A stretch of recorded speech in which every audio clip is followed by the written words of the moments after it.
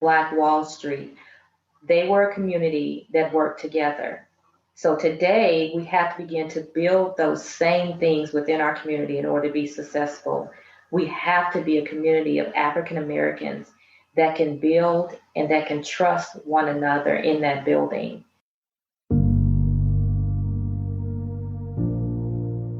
It all started with a vision of a self-sustained community where the dictates of white supremacy couldn't touch the people. And so, with this idea in hand, heart, and mind, a group of Black entrepreneurs, innovators, and visionaries went to work, building on a 40-acre plot of land, the District of Greenwood, also known as Black Wall Street. In this space, the impossible was possible. Independence, generational wealth, communalism, all of it was being built and fostered for us, by us. Our people were thriving, y'all. Until, in 1921, only a century ago, envious white Tulsans saw their opportunity to bring this affluent Black community to its knees.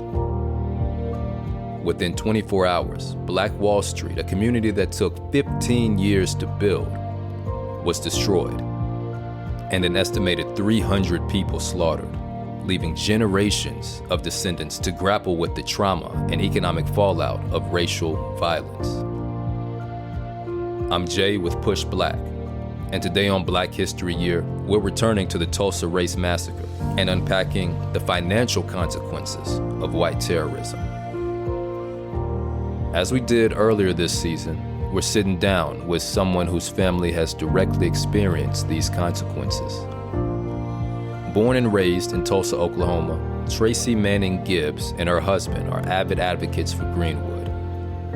A mother of four, a former healthcare professional, and a real estate investor, Tracy now runs a shopping center where they prioritize using their business to rebuild the community.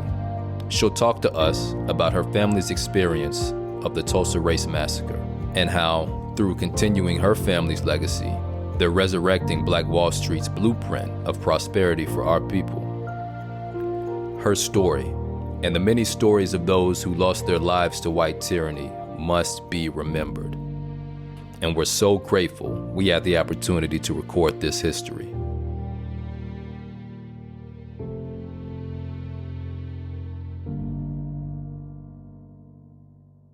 Tracy, what does Black liberation look like to you? So Black liberation for me, coming from a generation of entrepreneurs in Tulsa, Oklahoma, is when you can have the dollar circulate more frequently in our community and not go outside our community. I think liberation is when you have a group of people free enough to create our own economics, free enough to create their family and household abilities. So I think it's just being free. So let's speak economics. How did you develop the mindset that you have around that and around circulating the Black dollar? Well, like I said before, I'm from a family of entrepreneurs. My dad was an entrepreneur as well as my mom. And then, of course, my husband's family, they were entrepreneurs. And my husband's family really paved the way for the North Tulsa community as it relates to businesses. They owned shopping centers, they owned a laundromat, grocery stores. They were really involved in the community and building up the community. They were involved as far as it relates to providing jobs and teaching our younger children economics as well. I love the story that my husband shared with me regarding his grandfather and so many different other stories. But this one particular, when he shared about how when children would come to what they call the candy store, they would come and buy candy. One day, one of the kids had said that they learned about economics through Mr. Gibbs because he was like, wait a minute, yesterday this was 25 cents and today is 27 cents. And he was like, hey, who was your president yesterday? Well, who was your president today? You know, we just had an election. Who's your president today? So that's what it means about economics. Anytime you see your president change, what you spend is going to change. So he was teaching them basic economics. And anytime you see presidential elections, anytime you see a president change, you're going to see your dollar change. So just things like that, to me, is important, that we make learning fun for our children and we get them involved and we give them a greater understanding of what it means as far as economics.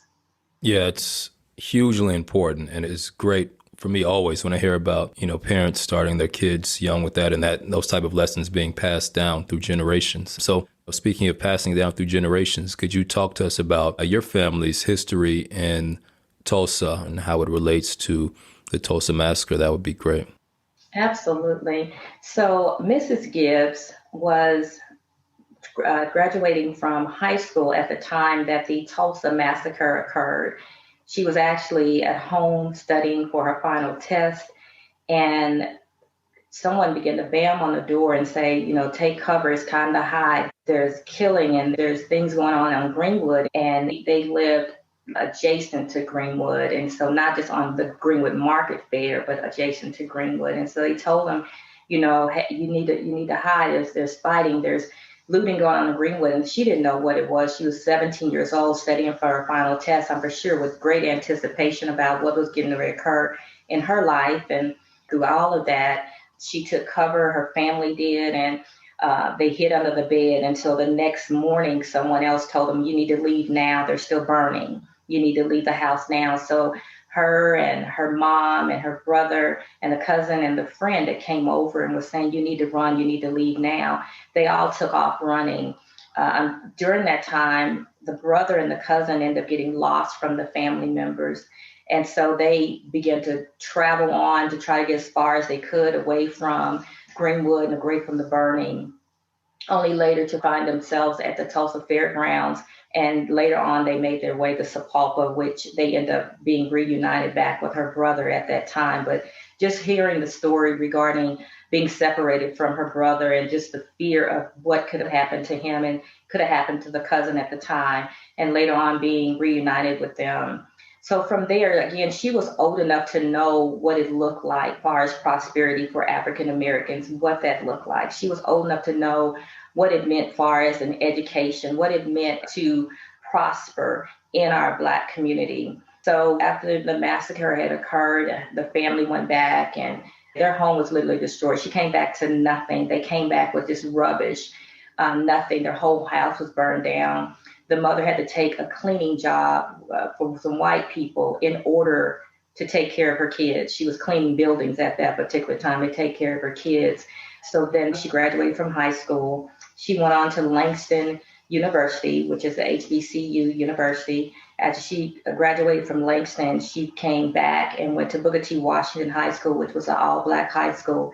And she herself became an educator up until retirement. And when she retired, she took her monies, and that's how they started their very first business, was through her retirement, because she knew, again, what it looked like for African Americans to be prosperous. And she knew it came from us owning our own, not being dependent on other people. They would always say, we don't want to hand out, we want to hand up. And so they knew what that meant as far as being able to have a hand up. That means you have to be able to go in and provide the opportunities for business and growth within our community. And now, for clarification, what relation to you was Miss Gibbs? I love to say she was instead of my mother-in-law, she was my mother-in-love. I mean, just a beautiful hearted woman. We always tease that she loved her Black people. I mean, she loved her community and stood strong for the community. One of the things that I love about her education was one of the teachers there, Mr. Woods, had told the students that you're as good as 99% of everybody else and better than one. And so Mama Gibbs would always say that was inspiration for them, as they would always try to prove Mr. Woods right, that they were good as 99% and better than one. And if I could just tell that to every young person out there, because a lot of times we think that we're less than, we're not equal to, we think that we don't have enough, we're not good enough. But if we can only push through the fact to our children and to us as a people, we are good as 99% of everybody that's out there, and we're better than one. And with us knowing that, that means that we have the ability to achieve in all areas. That's incredible. I think that also speaks to the difference that Black teachers can make in the lives of Black kids. Absolutely. We should have more Black teachers in our schools, because we have to have that reflection for our children. I'm just going to tell a story regarding my son that's really quick. And he's in the 6th grade. And I don't know if because it's the difference in the learning styles or whatever, he was struggling. And he was doing algebra, and it's advanced algebra. And he was doing his algebra, and I asked him a question about why was he struggling, and he just couldn't put his finger on it. But what I realized, this was the first year my son was interacting with a white male teacher. There was something intimidating about this teacher with my son, that he had a limited ability of trying to comprehend and trying to move past certain barriers. So I had to sit him down. I said, we're going to have a meeting with your teacher. And I said, but I'm not going to talk, neither are you. Your dad's going to interact and talk with him. And he's going to explain to your dad how to work through the problems. Because what we were trying to show him is that if he could see a male-to-male reflection of an African-American man having an interaction with a white man, and how they interact and how the barriers and the fears and all that has been laid to rest because there's no intimidation there, that would give my son enough ability to say, if dad can talk to this white man and interact with him, so can I. So he was able to see my husband work through the problems, work through the conversation, and actually engage in a healthy conversation with him. And so I looked at my son, I said, you have to learn how to communicate with white men, because if you don't deal with this white man today, then you will deal with him later. It may not be in the 6th grade, it could be in the 9th grade, it could be in the 12th grade, it could be a job, it could be a business. But if you don't learn how to deal with him today, you will always have white men that you're intimidated by. So learn to deal with the intimidation today, because I think we have to begin to teach our young men how to interact without intimidation, because a lot of times that's what white men use, is intimidation with us, with our children, and that limits them to the ability to move forward and to be the best that they can be. I'm sure that was transformative for your son to be able to get that experience. So where does that come from? From what I understand, at a certain point, Black business owners, Black professionals in Tulsa, they held themselves in the same sort of regard, where it's like, we're not going to be intimidated. We're doing our thing over here. Do you have any information about sort of the social dynamics then as it relates to the prosperity that existed in that community? We have to realize that back in 1921 is when things were segregated. And so a lot of times, majority of the time, what you saw before you was your same people. You saw Black successful businesswomen and Black successful businessmen. And then those Black successful businessmen and women, they interact with one another, and they were a community of success that was there. And if they did have to go outside of their community to work, they still had a sense of home, of where they belong. And I think that's what we're missing today. Where is a sense of where we belong? I love HBCU schools, because you see successful Black people come out of those types of schools because they learn a sense of where they belong and where they come from. We are the only, if you think about historically regarding African Americans, we are the last group of people that know where we came from. Now, we can say all day long, I come from Africa, but do you know what tribe you came from? Because all that was stripped, who we were was stripped from us when they brought us here. And so a lot of times it's the identity of who we are that we miss. But I think in Black Wall Street, they found their identity, found their purpose. And so in that, they were able to then turn the dollar 100 times within and rotate it within the community, and not go outside the community and thinking that they needed something outside of what was already inside. And I think that's what happened within Black Wall Street, and where we don't have that today. If you want to destroy anything societal, what you have to do is go to a family, and you have to begin to tear that family down, tear that community down. And once you dismantle that family, that community, you dismantle who that person is, because they don't know how to reach back to where they came from and understand the greatness of who they are. And I think that's why they were so successful. You couldn't come in and say anything regarding these successful individuals, regarding who they were, because they saw it every day. They saw it every day.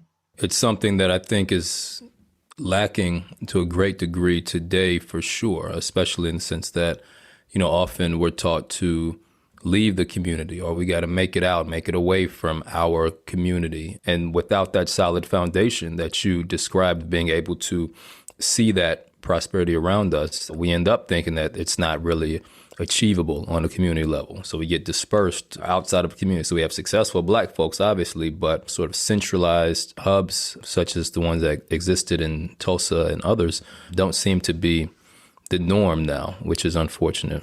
And you think about what Mama Gibbs did. I mean, she was an African American female that decided to go off to Langston University, get an education in English, come back to that same community that was destroyed. And she would often say, I don't even know why I came back. I often wondered, why did I not leave Tulsa based on the devastation? Because she said she could close her eyes and still remember what happened. I mean, she was 99, 100 years old, saying she could close her eyes and remember that day as if it was yesterday.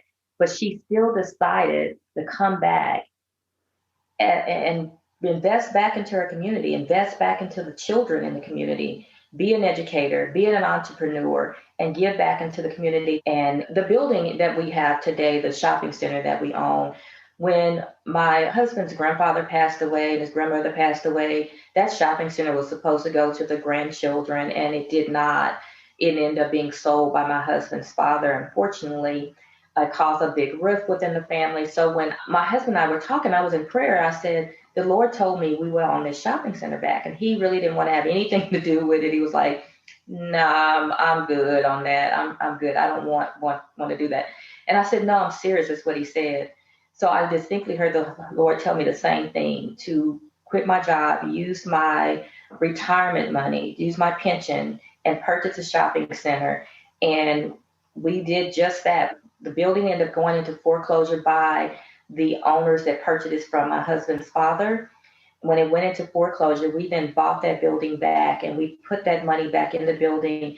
And when I was there doing the remodeling of the building, I would have people come up all the time and say, we're so glad the Gibbs got this building back. We're so happy you have this building back. If it had not been for the Gibbs, we wouldn't have eaten, because their parents would come to the grocery store without money, and they would tell Mr. and Mrs. Gibbs they didn't have any money, and they would do IOU tickets, and they would get the groceries from the IOU tickets. And so even when they passed away, they found a box full of IOU tickets that were never called on, never came back, and they never paid, but these people got groceries all the time. And so their children remember that. They remember that. If it had not been for them, we wouldn't have eaten. We would not have had anything on the table if they had not helped us.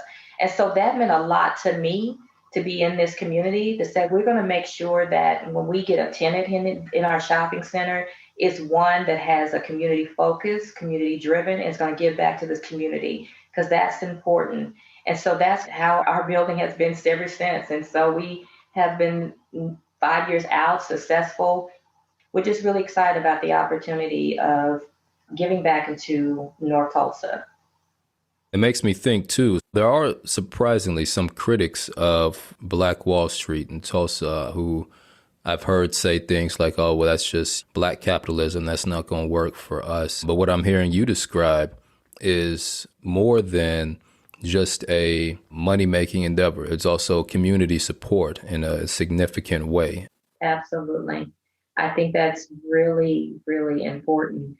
So with the 100-year commemoration of the Tulsa Race Massacre happening this summer, it's my understanding that the city of Tulsa is getting some financial resources from the government.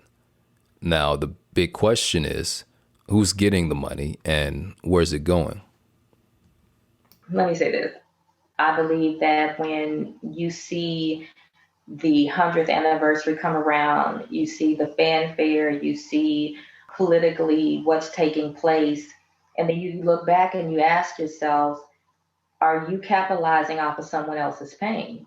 And that's what hurts my heart, is when I look and I see the actions that are capitalizing off of the pain of individuals that had to go through this, be it their family, the loss, because you have to think about so many businesses were lost, and where those businesses were supposed to be transferred over generationally to the next generation and to the next generation and building upon wealth, where you had homes that were owned by African Americans that were supposed to be transferred from one generation to the next generation to the next generation of wealth.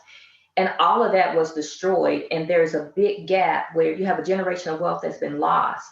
So now you come 100 years later and you say, we are going to acknowledge and we are going to celebrate, the lives and the history and all that. But how are you celebrating when you can tell a group of people that it wasn't the fault of the city of Tulsa, it wasn't the fault of the state of Oklahoma, that you were deputizing people that were not even police officers back then to go in and riot and go in and burn down and go in and destroy and bomb a community, and you're saying it was their fault, it wasn't the white man's fault. I have a problem with that because it was, and it was a fault of the city of Tulsa. So now city of Tulsa is getting tax dollars that will be coming to our city. There's a problem with that. What are you doing with those city of Tulsa tax dollars? But then you have to look back, if there's Black businesses that will be gaining because of the Centennial. There's been several Black businesses to now be on what we call proper Greenwood, and they'll be there when tourists are coming in and they'll be able to make money from the tourists. That should have been there all along. So I'd like a better understanding of your family and Mrs. Gibbs' stories. So tell me again, please. She and her mom and brother hid under the bed and they had to leave the next day. And they went to a white person's house. Now, did they know this person? That was just a helpful person. And as the story is being told, and so many times people are saying that it was so many African Americans fleeing from their own community that it looked like just looked like, just a wave of people fleeing out of community. From one direction to the next, you could see just people just walking because they were so tired of running. They were just walking until they got to a certain field. And when they got to a field, they saw a house. And one of the men had told my grandmother's mother, hold my gun while we go and ask the person at the house, because they didn't want to take the gun with them because that's intimidating. Hold my gun while we go and see if we can get some help. And so they went to the house and asked for some help. And it happened to be a white man. And that white man came back, and he came back with water. He came back with, things to help them so that they can continue on their journey, as well as help them get to what they call the Tulsa Fairgrounds, where a lot of people were going there to have, Red Cross and the different facilities to help them at the fairgrounds. Unfortunately, as they were fleeing and running, though, my grandmother's brother and her cousin ended up going the other direction, and they ended up jumping into the Arkansas River. And thankfully, they were good swimmers because they were able to swim, and they ended up swimming the opposite direction to what we call Sepulpa, Oklahoma. And they had family members in Sepulpa. So once my grandmother was at the fairgrounds and they were trying to, decide, okay, where are they going to go? You can't go home because everything's destroyed. They decided to go to Sepulpa themselves, where they knew they had family members there. And so when they got to Sepulpa, that's when they realized that the brother had already made it to Sepulpa before them. And they saw so much devastation and so many bodies and lives taken. So just in their mind, they just thought he was one of the numbers. So when I think back of that type of trauma, and now you're going to college and your determination is to be educated so that you can come back and educate other Black girls and Black boys and give them a better opportunity at life. And then taking that information and saying, you know what, we're going to start our own business. We're going to take this even further and economically change North Tulsa by our businesses. And using that trauma as a point of taking flight, not just allowing it to hold her down, but using it as a point of just taking flight. Were there any aspects of that trauma that were passed down to generations? I often wonder that too, because I didn't really get a chance to have that type of conversation. But I'm a very good observer. So my mother and grandmother-in-law, Mrs. Gibbs, she had one child by birth. And unfortunately, that child, when the child was, I want to say about 2 years old, at that time when they would wash clothes, in those big basins. And the child, unfortunately, fell into the water and ended up dying because of the scalding water. So she had one child by birth. And then from there, she didn't have any more children by birth, but she ended up adopting 2 children, which was my husband's father as a baby. And then my Aunt Cookie, she was adopted at age 5. And so she took on those 2 kids and she raised them as her own. But I often wonder, though, looking at just my father-in-law, I hear a lot of stories about they gave him everything. And I don't know if it was a result of Black Wall Street and the devastation and the trauma, or just losing a child or whatever. But the work ethics to me was different because of what was given, I would say. But everyone else, they worked in the stores. He worked in the store too, but I think that just made him want to get away, opposed to getting a work ethic and staying within the family business. He just never wanted anything to do with it. So I don't know if it was just how they transferred the information onto him, that he didn't want anything to do with the business. He was just kind of like hands off regarding everything. I really don't know. This is a really, with me observing, I really think sometimes that we have to be very careful and cautious on how we transfer information, and information is being transferred to our generation as empowerment and not just giving them stuff. Makes me think that, there's a stat that says that most of the wealth that's passed down from one generation to the next is lost within the next. And I think what's not being passed down is the information or the values of how it was built or accumulated or maintained. The money is one thing, but if you don't know how to keep it or how to grow it, then that's a whole nother thing right there. Absolutely. Even now, that's something that I'm really huge and big within our community regarding equality and equity within our community. One of the things that, I'm really pushing is I want to know the big businesses and what does it look like as far as their hiring staff and their hiring teams. And we are just coming upon a grocery store after having no grocery store in our community for years. And so now we're getting ready to open our first grocery store. So there's so much devastation in our community that you see in a whole lot of other communities as well. But when you see this, I begin to ask myself, who is teaching our young people on work ethics? Who's teaching them regarding filling out applications, things like that? I think is important on how we transfer this information. We have a $1.5 million project going on in our building because of our new tenants. And we were huge in asking, we want African-American contractors. We want the contractors within our community to be able to get these jobs. And the agreement was made regarding the contractors needing to be African-American or people of color within the community to get the jobs. I tell you what was really crazy is that when they sent out the RFPs, and a lot of African-American contractors did not even apply. It's not that they could not do the work, but the way the RFP read, the way the contracts read, the building plans, it was foreign to them. They weren't used to that type of specificity. And so when you give someone something like that, you're intimidated. So upon the intimidation, they decided not to even bid on the project. And where I was taken back is that when I went and saw certain things like the heating and air system, the plumbing, the big dollar tickets, you see the contract went to someone that was white because they're used to getting these major contracts. So they're used to the paperwork. But when you have African Americans that's not used to that type of paperwork, but that's what you throw at them, the intimidation is going to come. So they could do the work, they just couldn't do the paperwork. And I think that's something we have to look at to say, is the system set up for us to fail? Because if you're saying that I want African-American contractors, I want people of color contractors, but if you give them your set of rules, we can't play by your rules. We got to go into their community and find out what their rules are so that they can be able to apply for the contracts or apply for the jobs or educate them how to do it.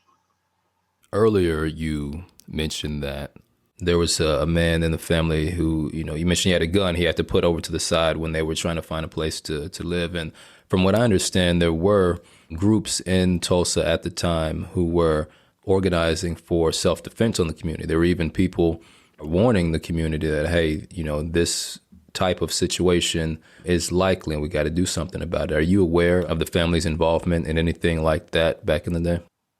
Not our family, no. But we have to realize that this is after World War One. And so you had Black men serving in the World War One. Right. And so now they're coming back to their community, and they've been trained, they have been prepared. And so of course, those men are going to say, we're going to protect our own. If we're going to protect the United States of America, then of course we're going to protect our own community. And so when the lynch mob came out, I'm for sure that's just nature. I mean, we're going to protect our own. We're not just going to sit back and say we're going to protect United States of America in the war, but we can't protect our own in our own community.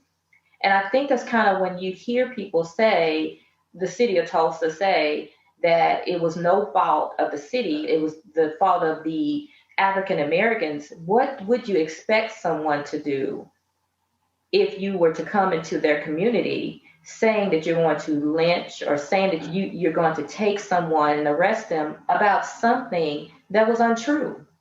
Of course they're going to stand up for the community. They're going to stand up for the people that's there. These are a group of men that fought for our country.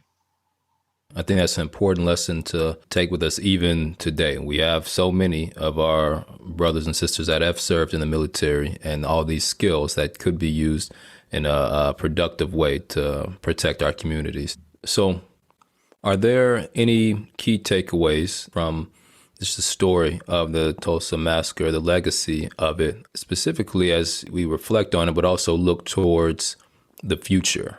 I think one of the biggest takeaways for me would be that people understand that when they see Greenwood as it is today, that is not the Greenwood that was of 1921. Right now, it's been reduced to a block, and it was more than that.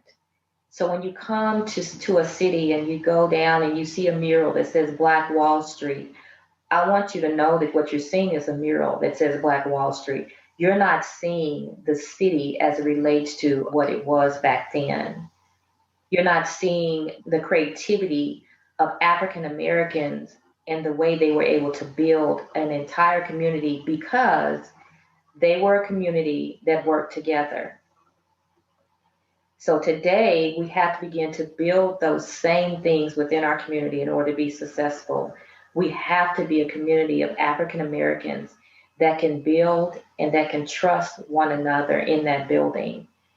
Remove all of the inferior, remove it all, because that's what I think white men use in order to elevate themselves. You look at what's the biggest thing, Black Lives Matter this past year, the marches for Black Lives Matter. When we are a group of people, and this means brotherly people that stick together, we can impact a world. We can impact the world. And I think that's what happened in Black Wall Street. They were sticking together as a community, and they were impacting a community to where economics was being impacted. Last year, economics was being impacted with Black Lives Matter. And that's why you see now, majority of the commercials, things like that, you're going to see more African-American commercials, more African-American items, things focused on African Americans, not because people had an epiphany to say, oh yeah, we're African American, they spend more dollars. No, it's because of what happened with Black Lives Matter, a group of people sticking together. And that makes a difference. We have to stick together. Absolutely. Absolutely. I appreciate you sharing your time with us and sharing your story with us. So, Tracy, where can people find you? Where can people learn more about your business, your work? So our shopping center is located at 612 East 46th Street North in Tulsa, Oklahoma. We have a website. It's called GibbsNextGeneration.com. And it tells more about our family history. It also highlights the businesses within our shopping center and gives any upcoming events that's taking place at the shopping center. So they can either go out to GibbsNextGeneration.com or come by and visit us at 612 East 46th Street North.